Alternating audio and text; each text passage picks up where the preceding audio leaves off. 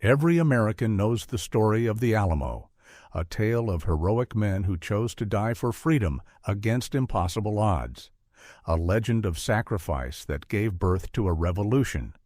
But what if that legend is wrong? What if the real story isn't about flawless heroes, but about fatal flaws? Flaws in leadership. A bitter rivalry between two proud men that brought them to the brink of mutiny on the eve of annihilation. Flaws in loyalty. Untrained volunteers abandoned by their government, watching their legendary hero die not in a blaze of glory, but slowly, mysteriously, in a sickbed. And flaws in strategy. A doomed fortress that was never meant to withstand an army, defended by a handful of men who refused to surrender even when a red flag in the distance promised them no mercy. Tonight, we uncover the story the history books didn't tell you. This is not the simple legend of the Alamo you were taught. This is the story of the flawed, complex, and utterly human men inside those walls, and the unanswered questions that died with them. Why did rivals Travis and Bowie fire a final defiant cannon shot together? What secret illness, or darker fate, truly killed James Bowie? And why did Santa Anna's unstoppable army pay such a bloody price for a victory they were always destined to win? The Alamo fell. 188 men died. But the truth is far more compelling than the myth. But before we begin, make sure to like and subscribe to our channel to help support our community. As white settlers from the American South pushed deeper into Texas, they carried ambitions of acquiring property to establish cotton farms. Mexico's cotton trade was flourishing during this period, attracting numerous individuals eager to gain wealth. However, the Mexican government mandated that colonists fulfill two stipulations to reside in the region. Firstly, they were obliged to adopt Catholicism. Secondly, they were required to enroll as official citizens of Mexico. After settling, numerous newcomers disregarded these regulations, damaging relations with their hosts from the outset. Further intensifying the discord, the majority of immigrants came with enslaved individuals, despite Mexico having abolished slavery in 1829. As colonists continued to violate Mexican statutes, keeping enslaved workers and seizing lands outside their authorized borders, the Mexican nation was undergoing its own political transformation. Originally patterned on the decentralized federal model of the United States, mounting economic instability and pervasive unrest prompted conservative factions to centralize power into a unified government.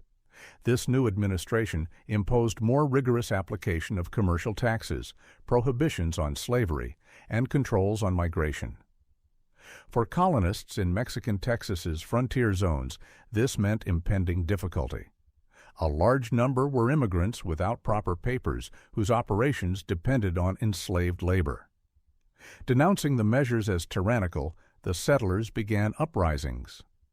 Mexican leaders blamed the instability on unlawful settlers from the United States who opposed adhering to the country's regulations. The initial combat of the Texas Revolution happened in October 1835 at the Battle of Gonzales, although hostilities had begun earlier in a settlement created by Green DeWitt. DeWitt had previously convinced Mexican officials to grant the community a small cannon for protection against attacks from groups considered hostile.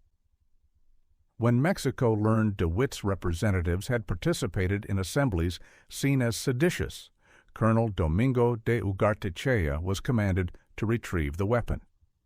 Although he expected some resistance, the colonel probably never envisioned that this straightforward mission would trigger initial fights between Texan colonists and Mexican soldiers, conflicts that quickly escalated into full-scale warfare and, eventually, a war for independence. As predicted, the Texans refused the order to surrender the cannon.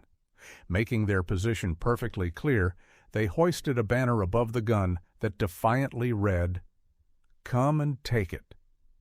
Within a matter of days, the Texan militia expanded to more than 160 individuals. Launching a sudden attack, they defeated the Mexican troops. This engagement marked the true beginning of the Texas Revolution.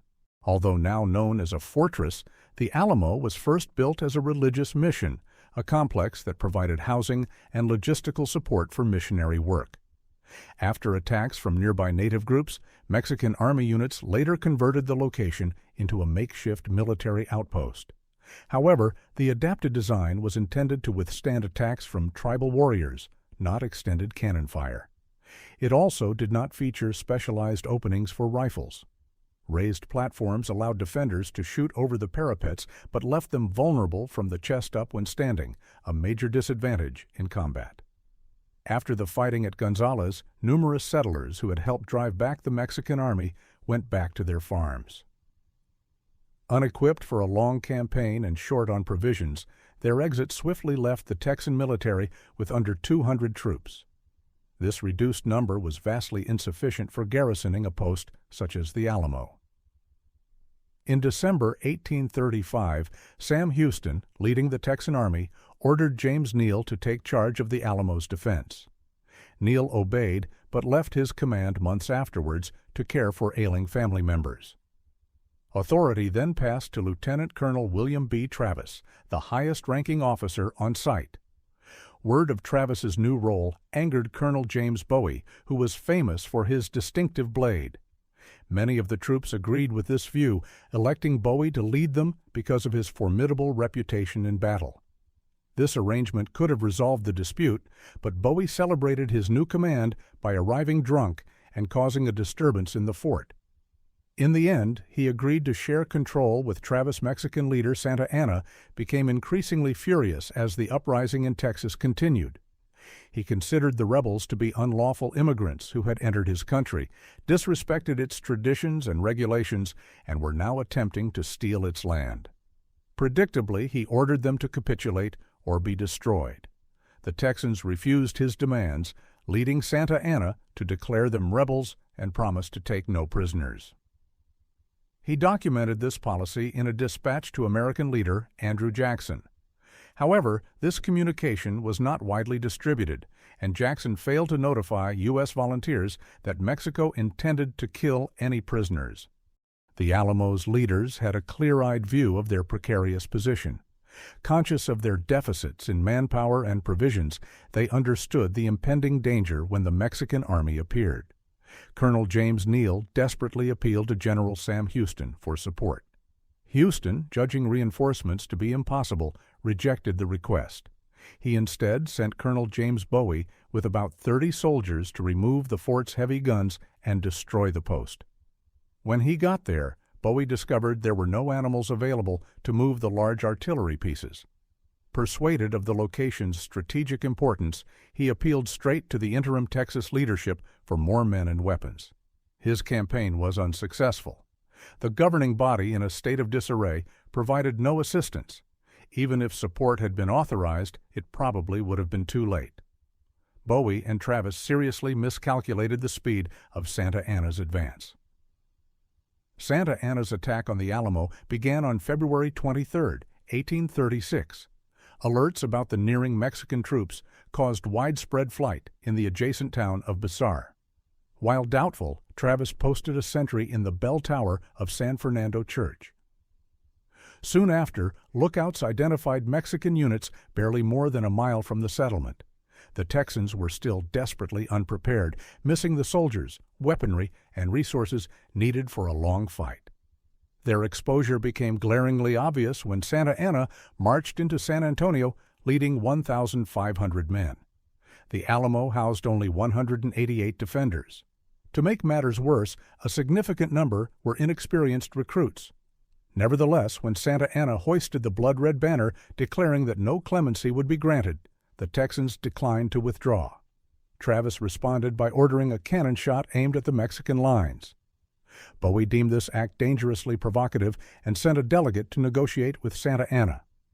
Annoyed by Bowie's interference, Travis had his own emissary deliver a message.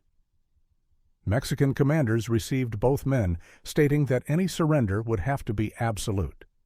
Upon learning these terms, Bowie and Travis set aside their feud and together ordered another defiant cannon shot. The men defending the Alamo were tremendously overmatched in both numbers and firepower. One might think they relied on Colonel James Bowie, a veteran fighter, for direction. However, Bowie became grievously sick by the siege's second day, rendering him completely debilitated. Two doctors, one of them the post surgeon, assessed him but could not diagnose his ailment. Bowie was at times displayed before the soldiers to raise their spirits, though experts believe this sight probably damaged morale. Seeing their acclaimed leader bedridden and helpless dismayed the largely green defenders. During the Alamo's last desperate hours, Bowie formally surrendered his command to Travis. He was killed along with all 188 defenders, although the relatives he had sheltered inside survived. The assault concluded on March 6, 1836, a 13-day siege ending with the death of every Texan fighter. Solely non-combatant women and children were permitted to live. Despite the devastating loss, experts calculate that the small garrison inflicted nearly 600 Mexican losses.